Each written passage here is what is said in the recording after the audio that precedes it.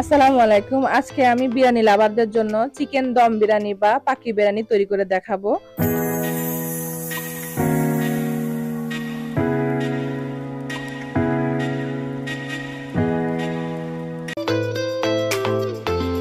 এখানে 1 কেজি চিনি গুঁড়া চাল ভালো করে ধুয়ে 1 ঘন্টার জন্য ভিজিয়ে রেখে দিব। এখন আমি বিরিয়ানির জন্য স্পেশাল মশলা রেডি করে নিব। প্রথমে দিচ্ছি গোটা ধনে, তারপর দিব গোটা জিরে, এরপর দিচ্ছি শাহি জিরে। এখন একটি দারুচিনি ভেঙে 2 খণ্ড করে নিচ্ছি। 7-8টির মতো শুকনা মরিচ দিয়ে দিব। এখানে আমি কিছু লবঙ্গ আর গোলমরিচ নিয়েছি, কিছু দিচ্ছি 10-12টার মতো এলাচ, দিচ্ছি 2টো কালো এলাচ। এখন সবকিছু রোস্ট করে নিব। যখন দেখব মশলা থেকে সুগন্ধ বের হচ্ছে তখন আমি নামিয়ে গুঁড়ো করে নিব। মশলা গুঁড়ো করার পর একটি জয়ফলের অর্ধেক অংশ গ্রেট করে নিব।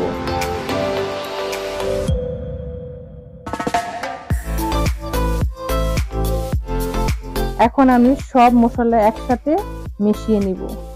এখানে আমি 1 কেজি মুরগির মাংস ভালো করে ধুয়ে পরিষ্কার করে পানি ছাড়িয়ে নিয়েছি। এখন আমি দিচ্ছি 2 টেবিল স্পুন উঁচু করে আদা রসুন, 1 টেবিল স্পুন উঁচু করে মরিচের গুঁড়া, 1 টেবিল স্পুন উঁচু করে ধনিয়ার গুঁড়া। টেস্টের জন্য দিচ্ছি পরিমাণ মতো লবণ, দিচ্ছি কাঁচা মরিচের পেস্ট 1 টেবিল স্পুন, কিছু পরিমাণ পুদিনা পাতা আর ধনেপাতা কুচি করে দিয়ে দিব। এখন যে মশলাটা রেডি করে রেখেছিলাম সেখান থেকে 2 টেবিল স্পুন গুঁড়ো করা মশলা দিয়ে দিব। এখানে আমি 250 গ্রাম পেঁয়াজ আগে থেকে বেরেস্তা করে নিয়েছি। এখান থেকে 4 ভাগের 3 ভাগ পেঁয়াজ বেরেস্তা দিয়ে দিব, আর কিছু পেঁয়াজ বেরেস্তা আমি পরে ব্যবহার করব। দিচ্ছি 1 কাপ টক দই। টক দইটা আমি আগে থেকে ফেটিয়ে নিয়েছি। এখন সবকিছু ভালো করে মেখে নিতে হবে। বিরিয়ানির টেস্টটা এই মাখানোর উপরেই অনেকটাই নির্ভর করে।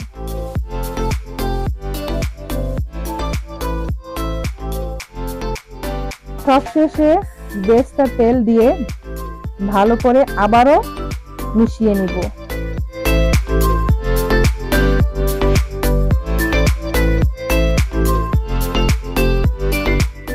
মিশিয়ে 1 ঘন্টার জন্য রেস্ট রেখে দিব।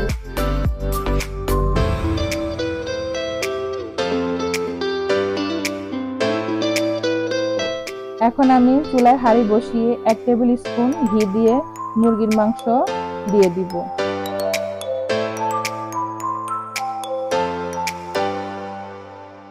সবকিছু নাড়াচাড়া করে কুক হতে রেখে দিব।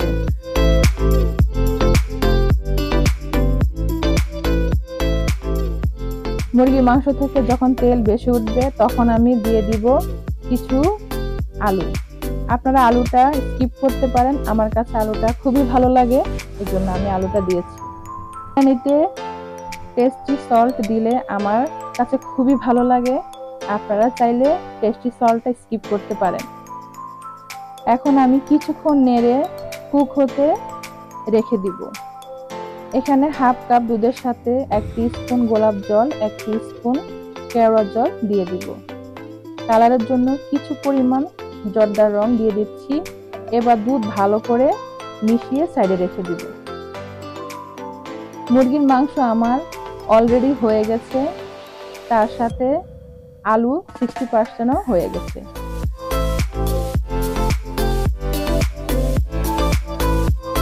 এবার চুলা থেকে নামিয়ে নিব।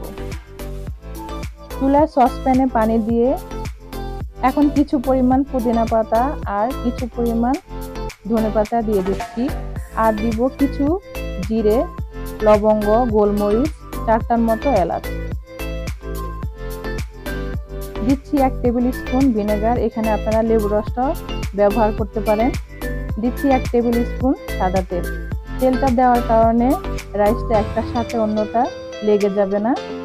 পানি ফুটে আসলে ছেঁকে রাখা চাল দিয়ে দিব।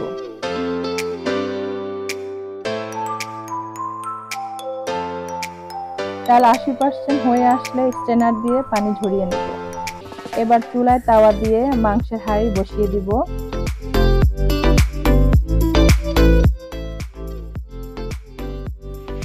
কিছু ধনেপাতা আর কিছু পুদিনা পাতা মাংসের মধ্যে ছড়িয়ে দিব।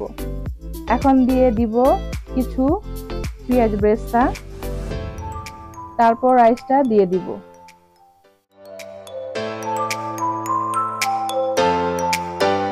তারপর আবারও কিছু ধনেপাতা আর পুদিনা পাতা কুচি দিয়ে দিব।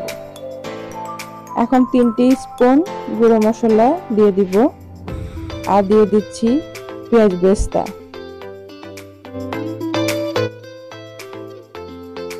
রেডি করা দুধের মিশ্রণটা দিয়ে দিব।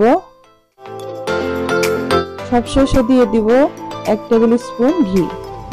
আর এই ঘিয়ের জন্য বিরিয়ানির স্বাদটা দ্বিগুণ বেড়ে যাবে আর খেতে খুব সুস্বাদু হবে। এখন ফয়েল পেপার দিয়ে মুড়িয়ে দমে রেখে দিব। এ পর্যায়ে প্রথমে চুলার আঁচ আমি 10 মিনিট হাইতে রেখেছি।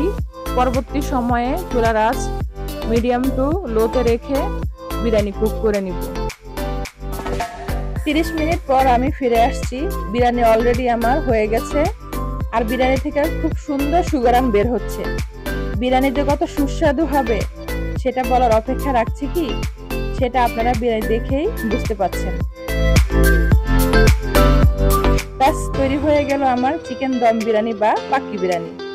এই যে আপনারা এভাবে চিকেন দম বিরিয়ানিটা তৈরি করে নিতে পারেন। আর বিরিয়ানি খেতে কেমন হয়েছে অবশ্যই আমাকে কমেন্টে জানাবেন। রেসিপি ভালো লাগলে অবশ্যই লাইক, কমেন্ট আর শেয়ার দিতে ভুলবেন না।